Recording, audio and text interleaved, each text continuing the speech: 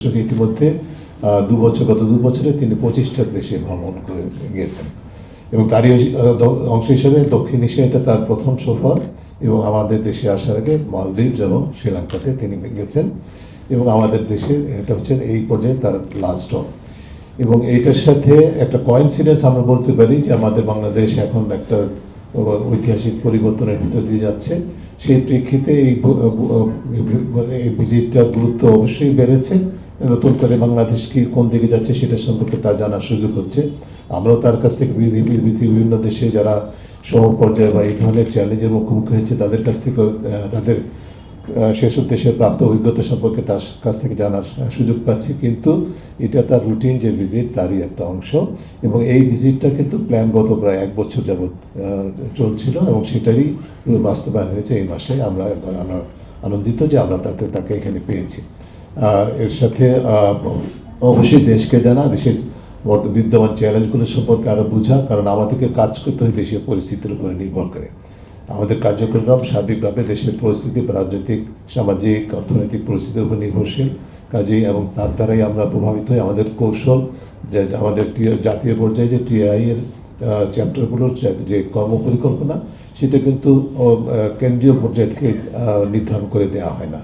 একটা সার্বিকভাবে strategic guideline থাকে, কৌশলগত গাইডলাইন থাকে, কিন্তু সেটার উপর নির্ভর করে আমরা দেশীয় পরিস্থিতির উপরে বিবেচনায় নিয়ে আমরা আমাদের কর্মকৌশল প্রণয়ন করে থাকি। সেটি সম্পর্কে জানা তার জন্য প্রয়োজন ছিল। কাজে সেই প্রেক্ষিতে এই ভ্রমণটা আমাদের জন্য মিউচুয়ালি খুব বেনিফিশিয়াল বলে আমরা মনে করছি, গুরুত্বপূর্ণ। এটি এক। আর দ্বিতীয়, ইতিমধ্যে তার কাছ থেকে আপনারা শুনেছেন এই ভ্রমণের এই সময়ের মধ্যে আজকে সহিত 3য় দিন তিনি আমাদের সহকর্মীদের সাথে কথা বলেছেন। আমাদের যারা স্টেক হোল্ডার বলতে যাদেরকে বুঝি মাঠ পর্যায়ে আমাদের যে সারা দেশে 45টা অঞ্চলে সচেতন নাগরিক কমিটি, ইউথ এঙ্গেজমেন্ট অ্যান্ড সাপোর্ট গ্রুপগুলো কাজ করছে তাদের প্রতিনিধিদের সাথে কথা বলেছেন 2টা পর্যায়ে। এবং আমাদের যারা অংশীজন আছেন, বিশেষ করে যারা বলে যে আমার যেমন দুর্নীতি দমন কমিশনের মতো সংস্থা, যাদের সাথে আমাদের আমি এটা নিয়ে আরও বলছি, যাদের সাথে আমাদের দীর্ঘদিনের একটা সম্পর্ক আছে। একদিক থেকে আমরা তাদের ওয়াচডগ, অন্যদিক থেকে তাদেরকে আমরা সহায়তা করার চেষ্টা করে থাকি। সেই প্রতিষ্ঠানের সাথে সাক্ষাৎ হয়েছে।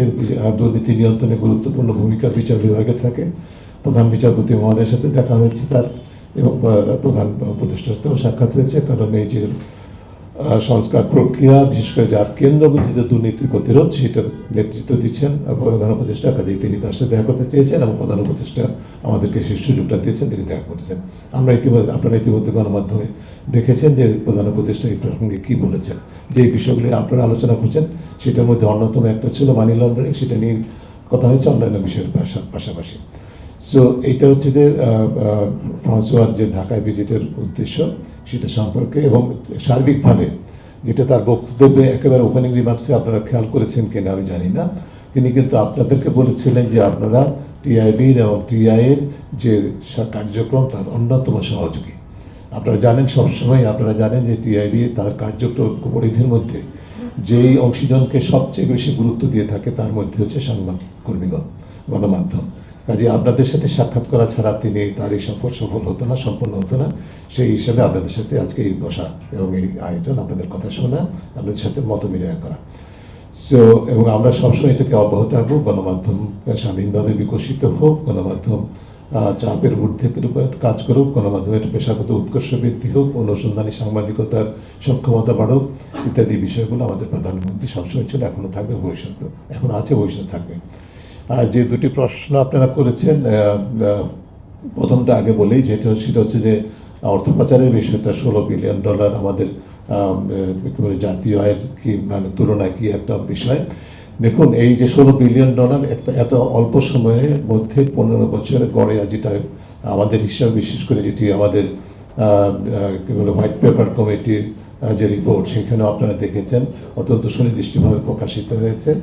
সেটা হচ্ছে যে গত 15 বছরে $16 বিলিয়ন প্রতি বছর এবং যেটার সর্বমোট পরিমাণ হচ্ছে $234 বিলিয়ন।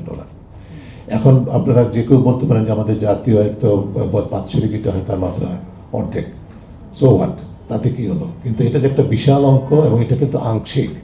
যেটা ফ্রান্সোয়া বলেছেন, আমাদের যে দুর্নীতির কারণে যে ক্ষতি হয়, রাষ্ট্রের যে ক্ষতি হয়, যে অর্থটা আমরা সরাসরি দেশের বাইরে হারাচ্ছি, সেই অর্থটার পরিমাণটা হচ্ছে বছরে 16 বিলিয়ন, এবং এইটার যে জাতীয় প্রেক্ষিতে কতখানি গুরুত্বপূর্ণ একটা সুনির্দিষ্ট পরিমাপক হচ্ছে, এটা হচ্ছে জাতীয় 3.4% এই ইয়ার, বছরে 3.4%।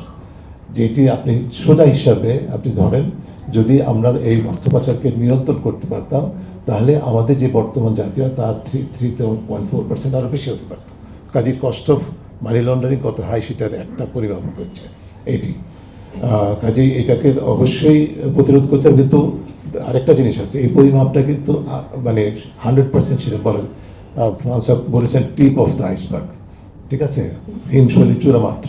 কাজেই এর চেয়ে আরও অনেক বেশি কিন্তু পাচার হচ্ছে বা হয়ে থাকতে পারে সেটা সম্পর্কে, কারণ পাচারকৃত অর্থের সুনির্দিষ্ট পরিমাপ করা খুবই খুবই কঠিন, পৃথিবীর কোনো দেশেই খুব টেকনিক্যালি সম্ভব হয় না। এগুলো বিভিন্ন মানদণ্ডের উপর নির্ধারণ করে একটা যে আনুমানিক পরিমাপ করা হয়, যে তবে নির্ভরযোগ্য, সম্পূর্ণভাবে নির্ভরযোগ্য।